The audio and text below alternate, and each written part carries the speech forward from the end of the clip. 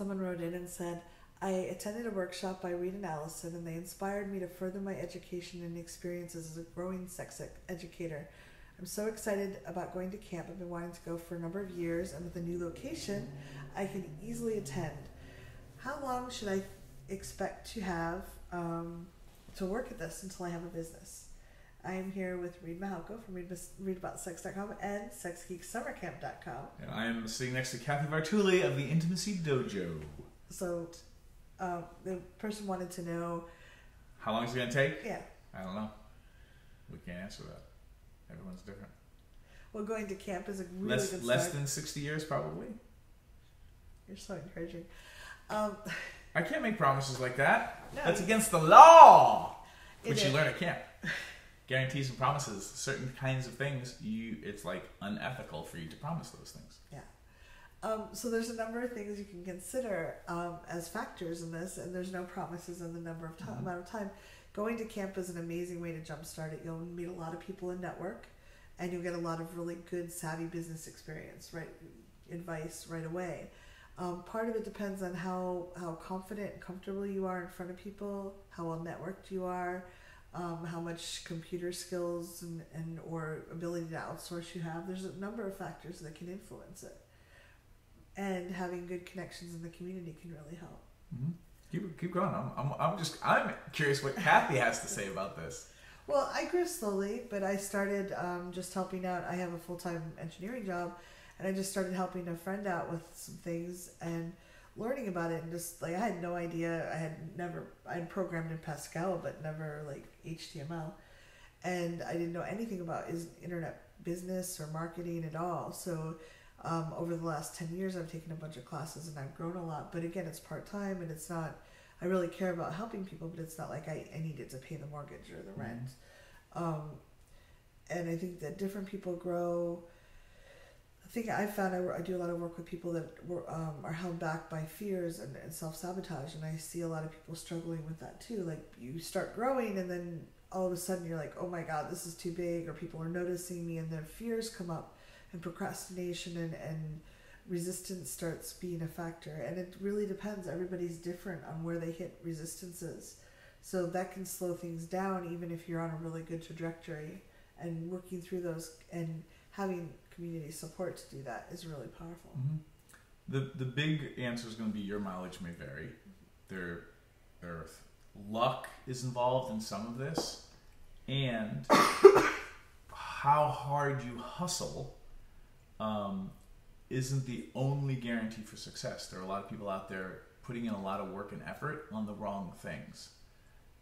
I think we do a good job at camp at pointing out the things that seem to be working for other people, especially in other industries. For me as a geek, going out, Cathy and I go to a lot of business seminars and stuff, nerding out in other areas and seeing what's working and bringing those best practices into the sex ed world or sex positive entrepreneur world. And a lot of the things I recommend at camp are around building an online business, which is tricky depending on how explicit your services or your media is, because there's like the sex ghetto, the porn ghetto, in terms of service, and people can get their Facebook accounts taken down, or no one wants to approve my vibrator ad. Or or PayPal gets taken away. Yeah, so there's a lot of things that traditionally we could totally not have a problem with if we were selling hair product, but because we're selling lube and dildos or hand job workshops, things get weird and tricky. Once you acknowledge the weirdness and the trickiness, there are best practices for building a career and starting to build a brand and recognition, and how to position charging for your services and your products so that you can receive money in exchange for adding value to people's lives. Yeah. How that scales, and when you can quit your day job and then you have your 401k fully paid, and all your kids are in private school, like, I can't make promises about if or when that part will ever happen. What I can do is show you what I've been doing, best practices from other places.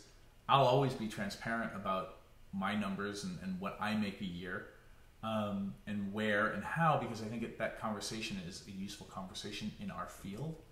I don't expect anybody else to ever share any of their personal business information. I can, because I'm wired in this way for that, and I think it's useful for people to see somebody who's successful and really look at what that means.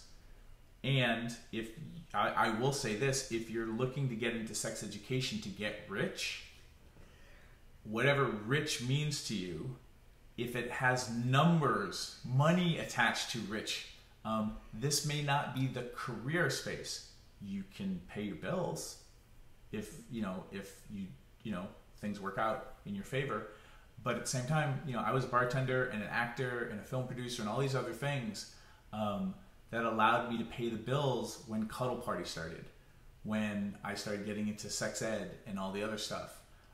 So it took me 6 to 8 years before I could let all that go, because I had enough income coming in. I'm hoping camp helps everyone else get to that place in a shorter time. I've done it. I will feel really good if people get into those areas for themselves in 3 years or 4 years or something like that. But plan for the best, plan for the worst, and then hopefully do the things that you love and help people. And I think you'll love camp. It's going to help you so much. So for those of you who want to check out camp, go to readaboutsex.com/camp, FAQ, or go to sexgeeksummercamp.com and you'll get some free videos and stuff. Hope this helped. Yeah, see you there.